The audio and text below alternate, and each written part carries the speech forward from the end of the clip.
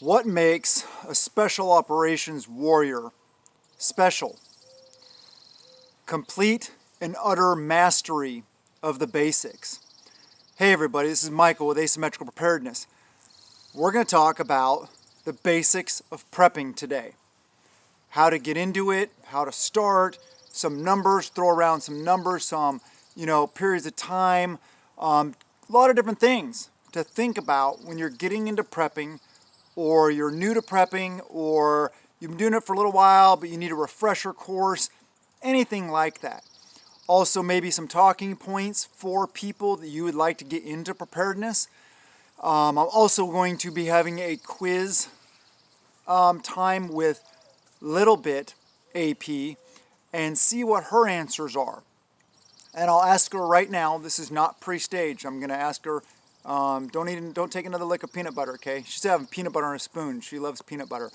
Just so you can answer me. Have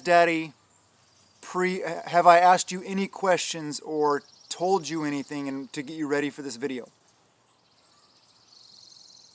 Yeah. What did I ask you? 12.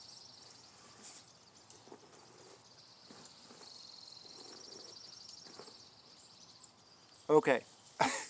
I guess she's a little bit shy right now, which is odd. But did Daddy tell you any information to get you ready for your answers? No. No, I didn't. Because you're smart. We want to truly test your knowledge. Okay, so we're going to get into that also. But this is a good topic. No matter how long you've been into prepping, no matter how well prepared you are, it is always good to go back over the basics. So let's get into it. Where do we start off? Where do all preppers start off? Actually, that's not true. Most preppers, the starting point is food and food storage. A lot of people get into preparedness from the tactical side of things. That's how I got into preparedness. So there's actually two really kind of avenues, main avenues of how people get into preparedness. There's also the homesteading avenue. There's also bushcraft survival type avenue. There are several different avenues. But anyway, I'm going to start off with food. Food storage is pretty much the very, very base of preparedness.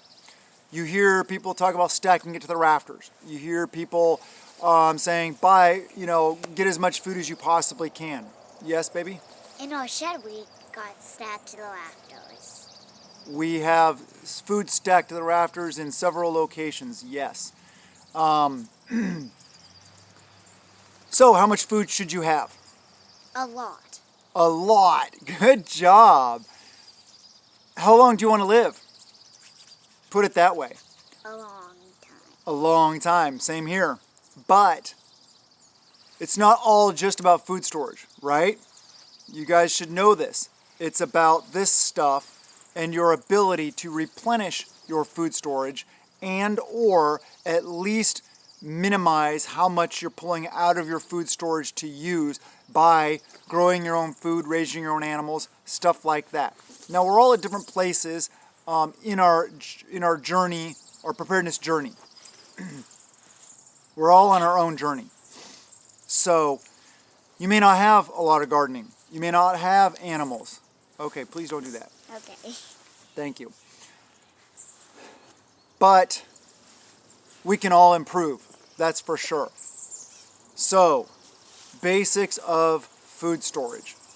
It needs to be stored properly, stored for long-term storage. You see people, if you've watched any prepper videos, you've probably seen people put them in food-grade buckets and Mylar bags with oxygen absorbers or dry ice, that kind of thing. Seal them up really well.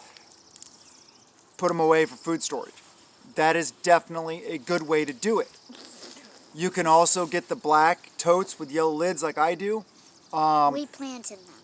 And yeah, the older ones, you're right, we used to as planters. Actually, right there is a black tote that's an older one that was either cracked or something like that, and it just didn't want to use it for food storage anymore. So I it's used take for my flat planting. fork, put it on the ground, I poke holes in the bottom of it so it drains, throw some soil in, throw some seeds in, throw potatoes in that case, and grow in it. That's a good option also. But, and I apologize, I swallowed water wrong right before this video. And actually a lot of people comment about that. I do have GERD because, 20 years in the military, they gave me Motrin all the time. And so, stomach things going on, Yeah. reflux, and I got to stay on top of taking my, my stuff for that. It is what it is. I try to minimize it. I apologize if it's distracting. It's just life. It's something I have to deal with now. Yeah, for the rest of my life probably. But anyway, yes, different ways to store things. Had a comment in yesterday's video, today's video for me, about freezing grains, flours, stuff like that prior to storing so you kill the weevils, stuff like that. Yes, very good. That is a very good thing to do. Just freeze it for a couple days. 3 days, 5 days. If you want to store it in there for a week, sure, go for it. If you got the freezer space, sure, it's not going to hurt anything. Do you have to do it? Maybe not. If you throw it in a sealed container with an oxygen absorber, well, they're not going to have any oxygen to breathe anyway, so Yeah. they'll probably die anyway. But how much food storage should you have? As much as you possibly can. I hate answering that question because there isn't really an answer. You might be able to get to the point where you have enough food storage, but you can never have too much. I hate putting a number on, but I say bare minimum is 3 months. I mean, even then, I really like the year, and I really like the 7-year numbers. The more the merrier, right? Okay, I have a question for you. Why do we have food storage? To survive. To survive, right? Yep. Well, what might happen where we would have to use our food storage? Is that a trick question? No. Can you think of something, a reason why we might have to start using our food storage? Not right now? It's all right. It's all right. It's okay. She's smart, but, she's 5. Okay. I'll tell you why. We have food storage because sometimes grocery stores have shortages, right? They don't have everything we need. Lose stuff. Okay, yeah. Increase in prices, things cost more, right? Yeah. Yeah.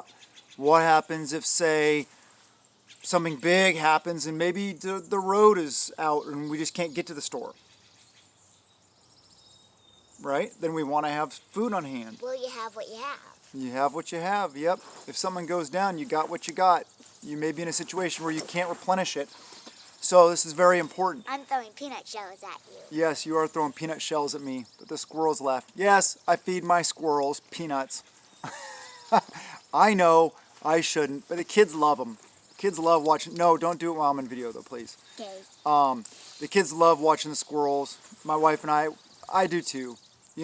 It's just one of those cool things. Are they going to get in this stuff in my garden? Maybe. I haven't seen any evidence yet.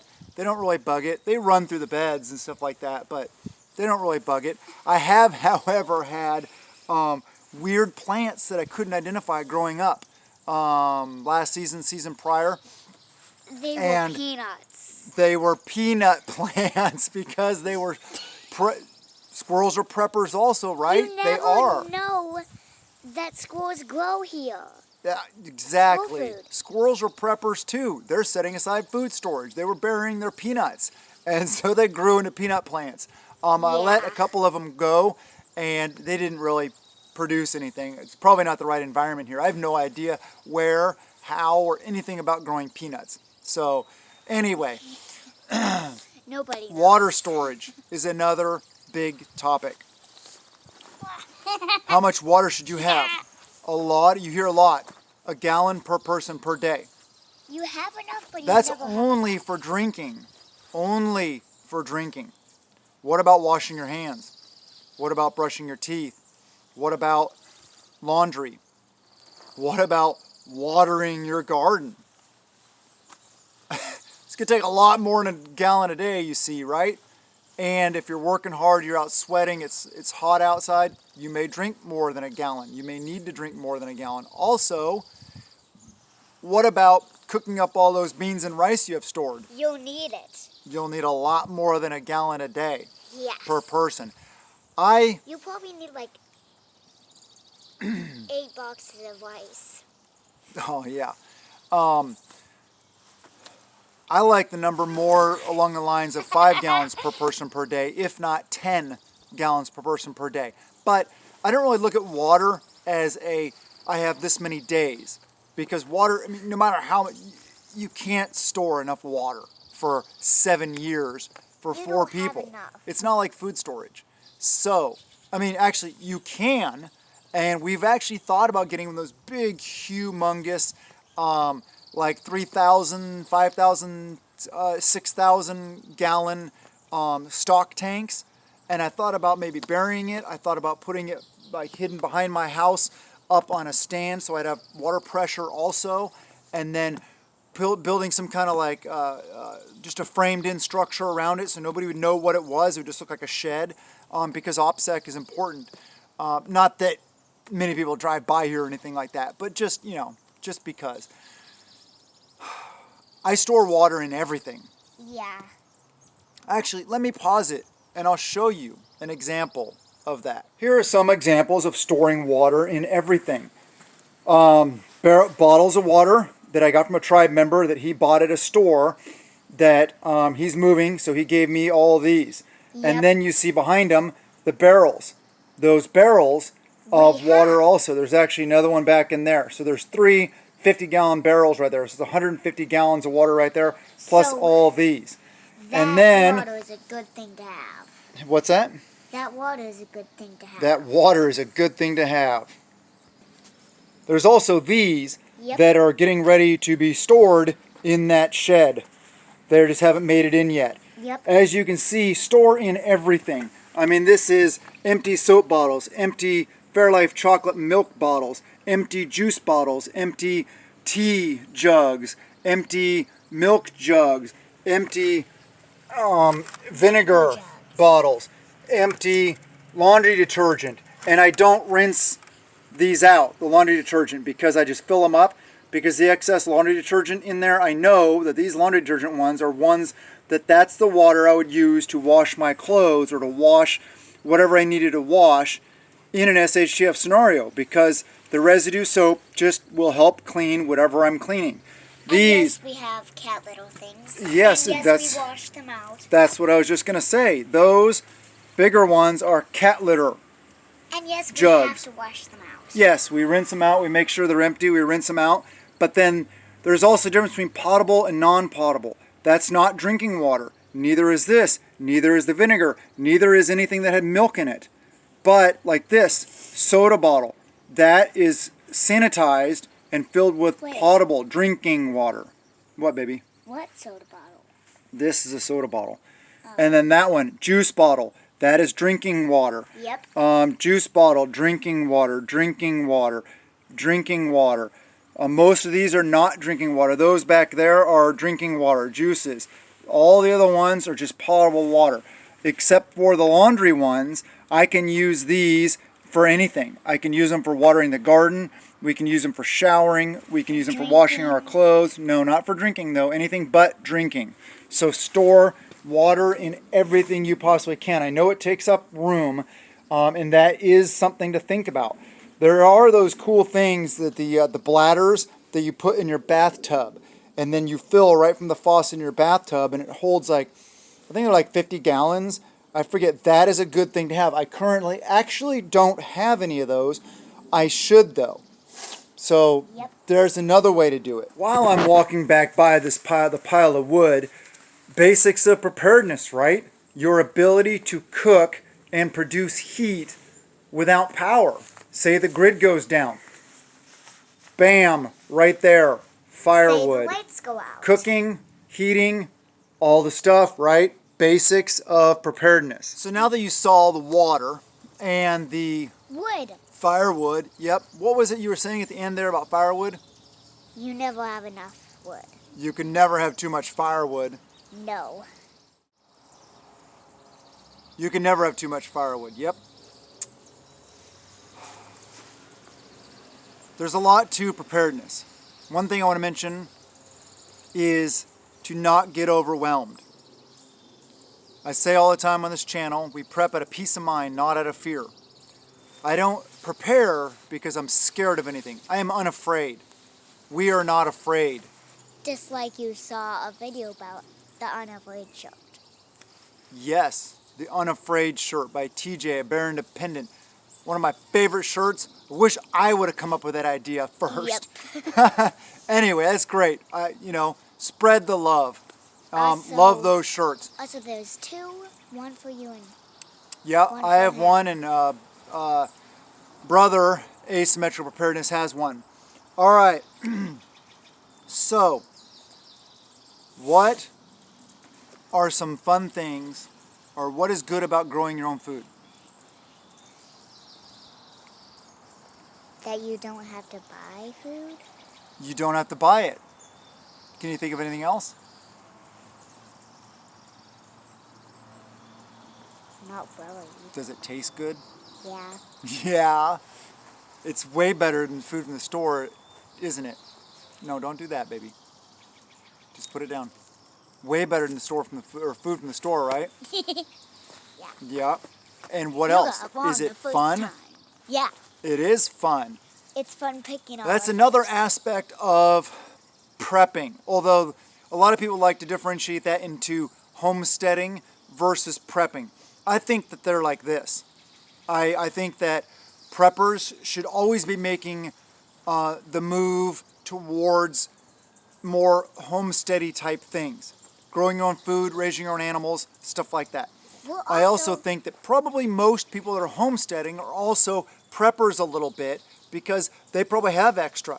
They have excess that they canned. Well, What? you also have to have seeds to plant. You have to have seeds to plant. Also, another good thing about basic preparedness. Thank you. You're But so smart. We're definitely stocked up on seeds. We're definitely stocked up We on also seeds. have new. We can never have too seeds. many though. Yes, Yep. seeds. Stockpiling seeds, even if you don't have a massive garden, because someday you may have to. I advocate doing the things now though, so that you learn all the lessons and you get better at it. You learn what works, what doesn't work now, before your life depends on that food. So that's important. There's a lot to preparedness, prepping items. Actually, what I may do is let's take a look at a random prep box of mine. How about that? I don't even know what's in it. Let's just take a look at it. Before I get into the random prep box though, I'd like to show this. This is a good aspect of preparedness, right? Have the physical ability, stuff to work out with, to be strong, capable, and healthy. So these are also preps, if you think about it. It's a good thing to have. It is a good thing to have, and exercise is very important, isn't it? You never have enough weights. You never have enough weights. Well, you probably could have enough weights. This is just a small example of some dumbbells and some kettlebells. But exercise and functional fitness is key if you want to survive any kind of event. Here is a random prep box. And actually, while I'm there, you see that. Store extra food or fuel. Fuel is also very important. It's a very important part of preparedness. But let's open this up and see what we got in here. Like I said, this is a random prep box. So we got things like shoe goo. All right, You never good to know have. when your shoes fall apart. Yeah, and there's a lot of other good uses for shoe goo also, like repairing tents, your shoes, tarps, making ghillie suits. Also, good to have foot warmers. Yep, foot warmers, hand warmers. Hand warmers and foot warmers are good to have. Paperwork.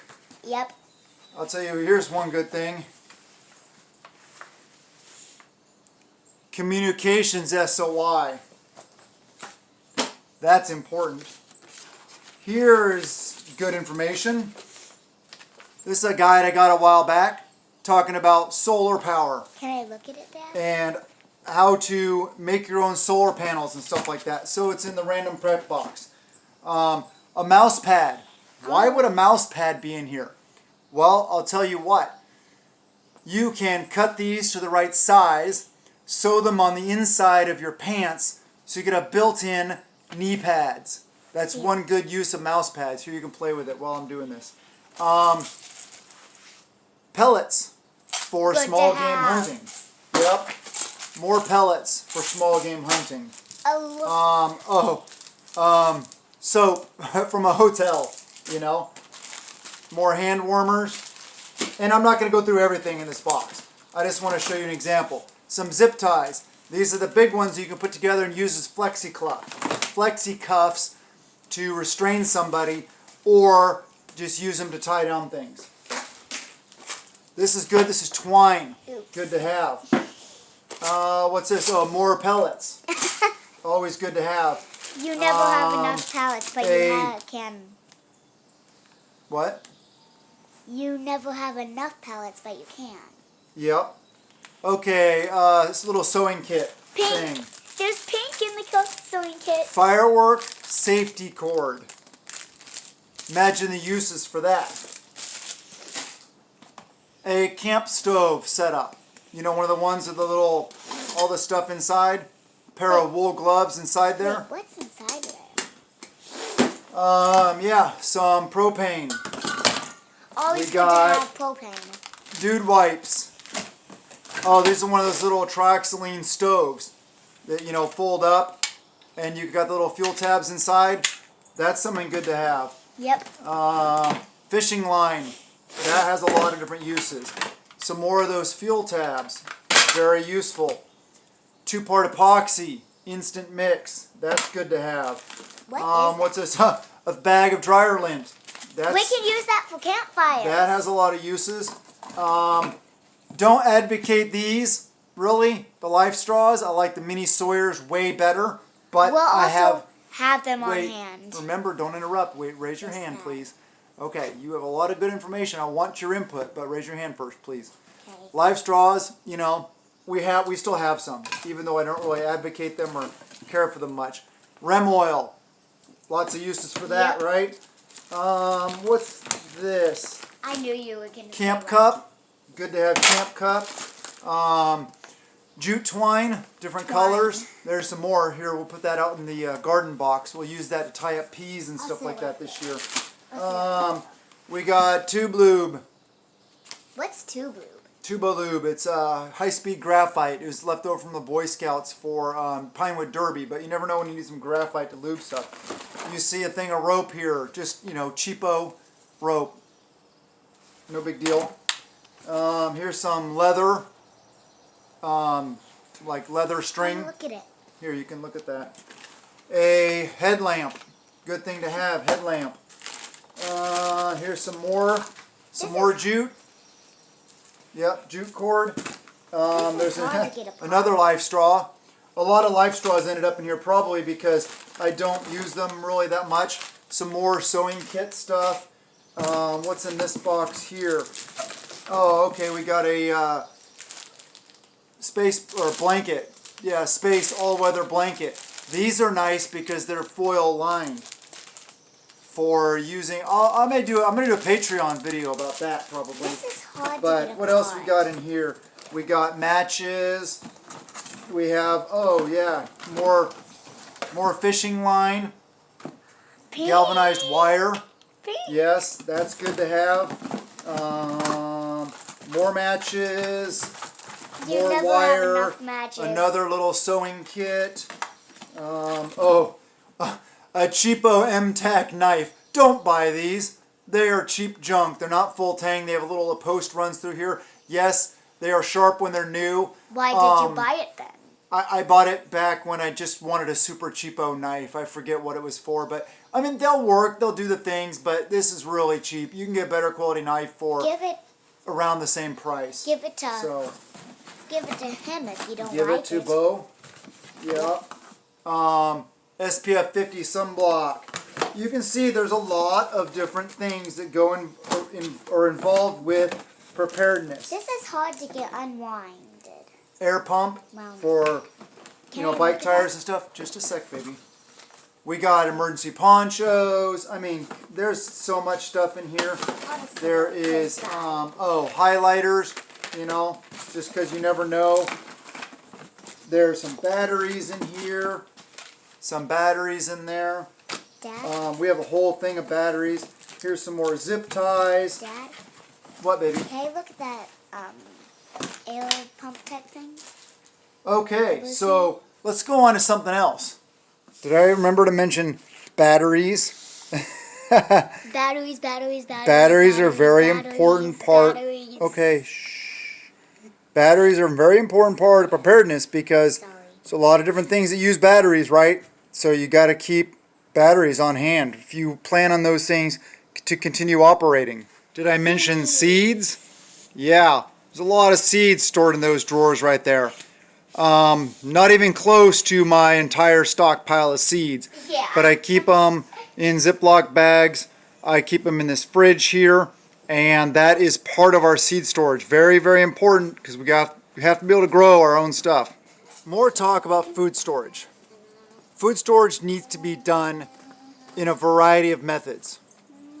A lot of people talk about bulk stuff. Beans, rice, corn, wheat, great. Good part of your food storage. Also canned goods.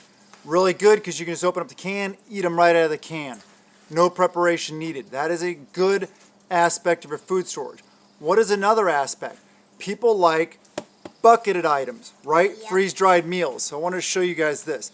This is Ready Hour food from My Patriot Supply. If you want to add this, which is a good part of your overall preparedness plan, you can go to preparewithap.com. Links in the description below, and I can save you some money on these buckets. These buckets are good. As you see, I have them. I store them. 4-week food supply. Yep, This is in our food storage. I just pulled it out to show you guys. It has a up to 25-year shelf life. This is bucket 1 of 2. All these different meals are in it. I'm not really going to go into that. You guys can check it out if you're interested in this kind of stuff. This is bucket number 2. This is the 4-week food supply. All these different meals in here. Really easy to prepare, store a long time.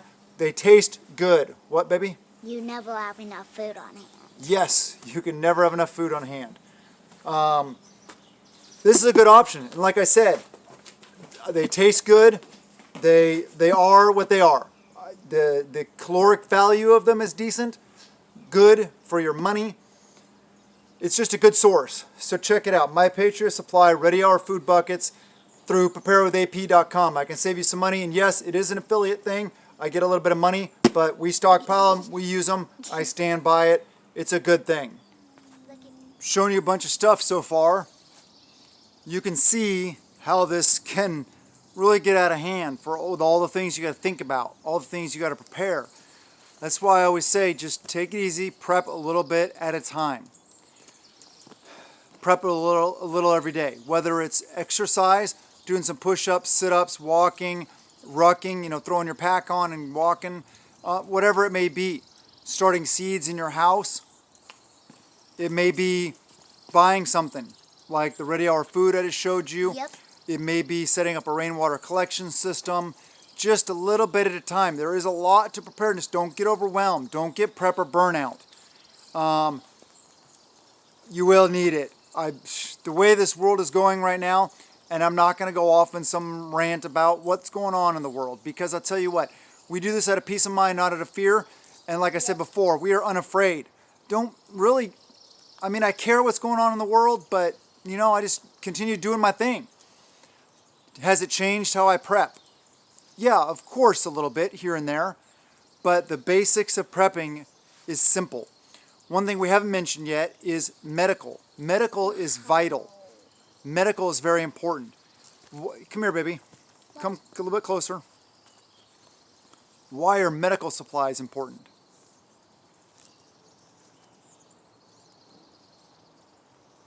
What happens if You get scratched by some blackberries.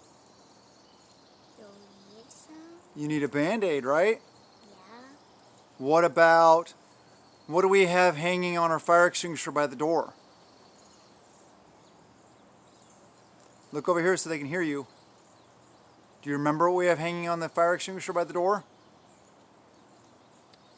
A medical thingy? A medical thingy, yeah. Tourniquets.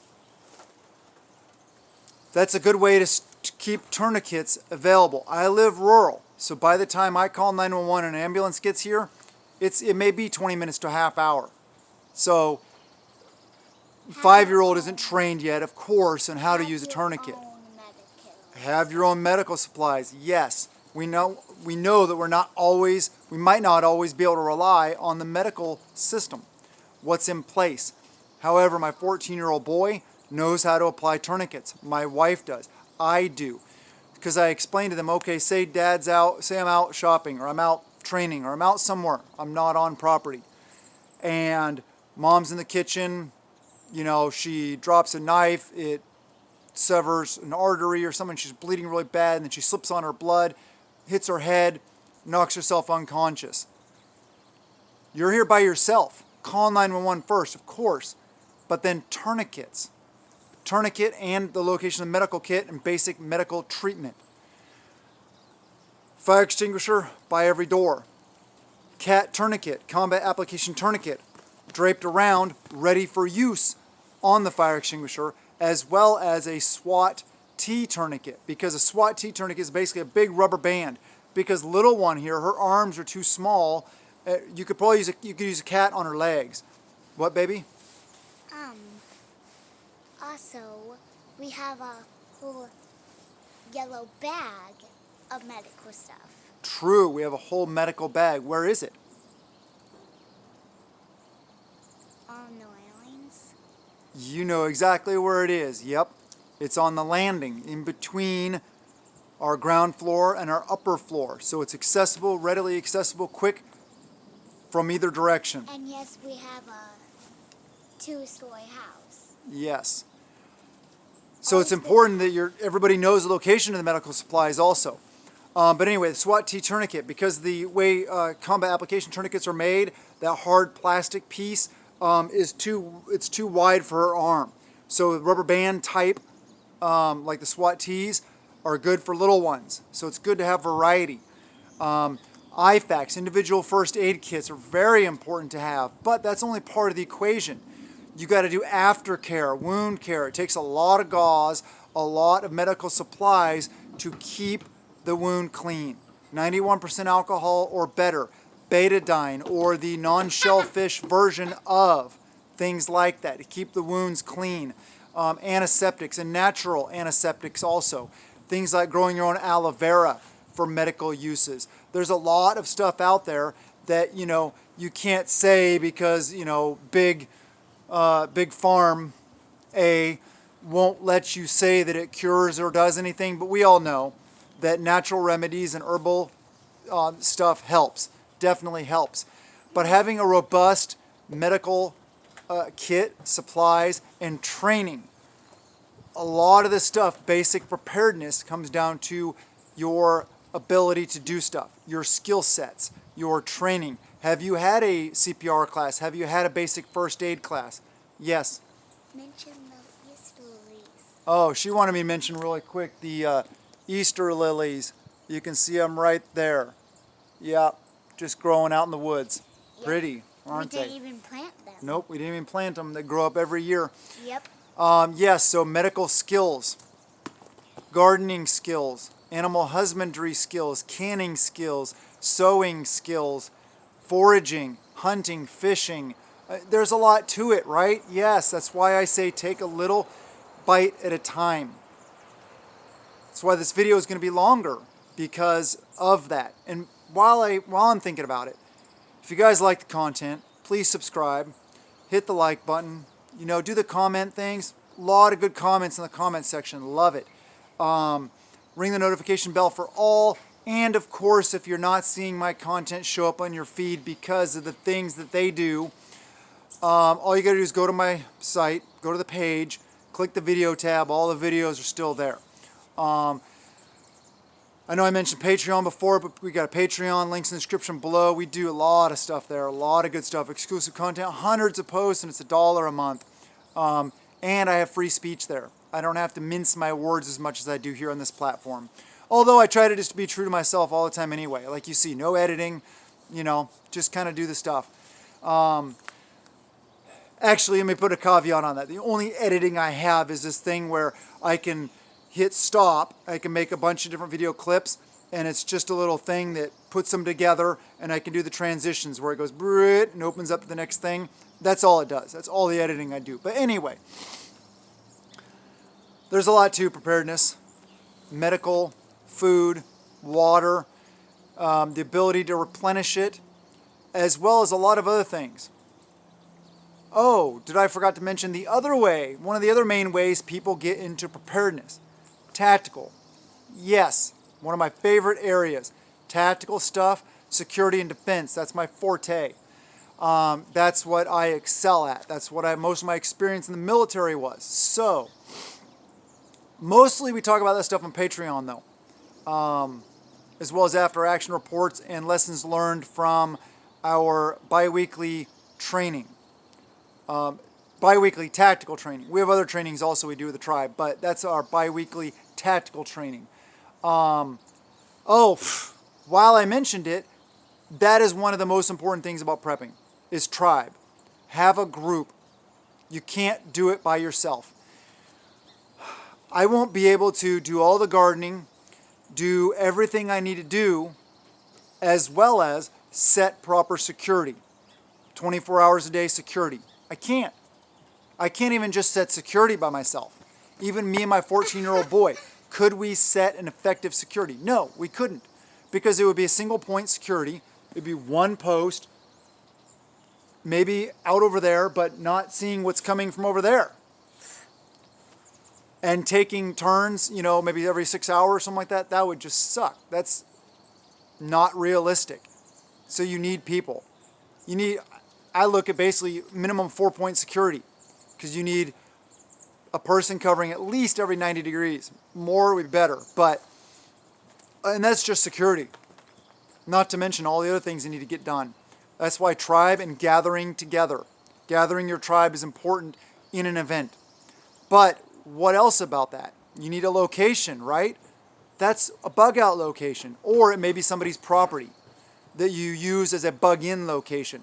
Maybe somebody in your tribe has land, they have the gardening stuff set up like I do, or maybe it's set up really well for defense and you can turn it into gardening. Whatever the situation is, whoever is best set up to be the host of the tribe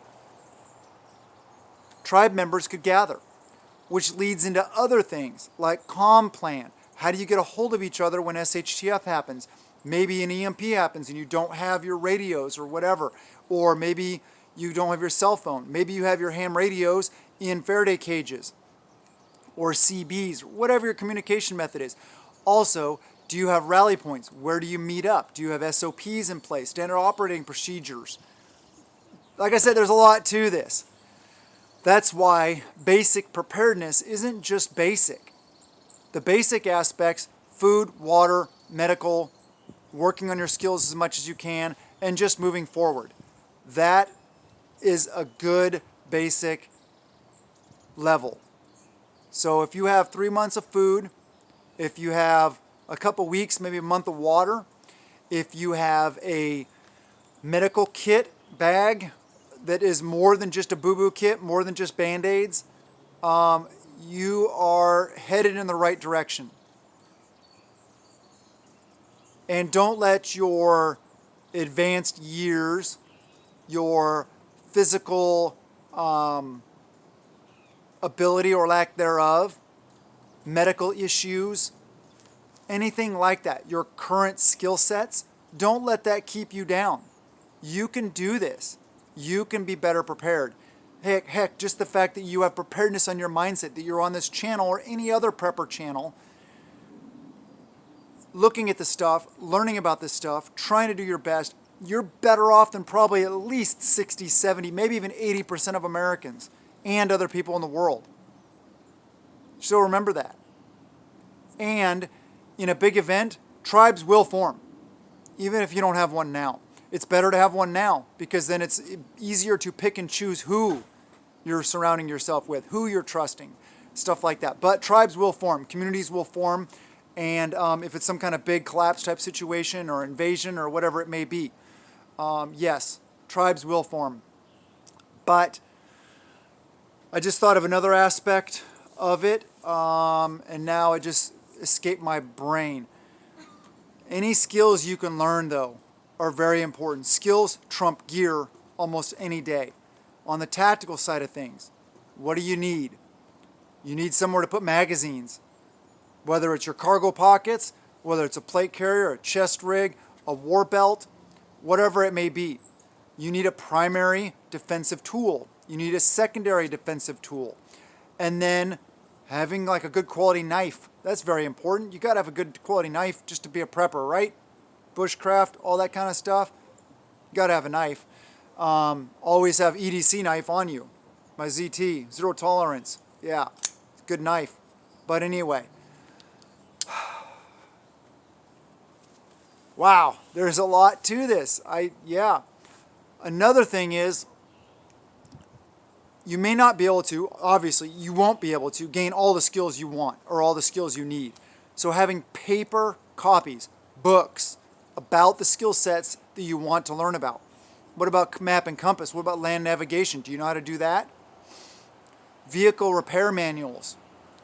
Books about canning, books about raising chickens, books about gardening, books about wilderness survival, books about escape and evasion, tactical books, books about all these different things. There's a lot to it. But training, tactical, you got to get out and train. It's a very perishable skill. If you're not out training on a regular basis, you will not be as effective as you possibly can. And also that goes back to fitness. If you plan on being one of the guys out there in a tactical environment, in a tactical role, you have to be fit. You got to be able to carry all your gear, go through stuff like this, live in stuff like this, thrive in stuff like this, and be able to maintain a level of effectiveness against the adversary. What, baby? And this. You forgot to raise your hand. Make sure you raise your hand. Okay. I mentioned it before, but another thing that prepper channels, talk about a lot is bugging out. Bugging out is a vital option to have, but bugging in is so much more sustainable. I can't bug out with all of this stuff, with all my raised beds and all my food, even all my food storage. Caching it at locations is important. Caching it en route is important. Having it stored in various locations, not all your eggs in one basket.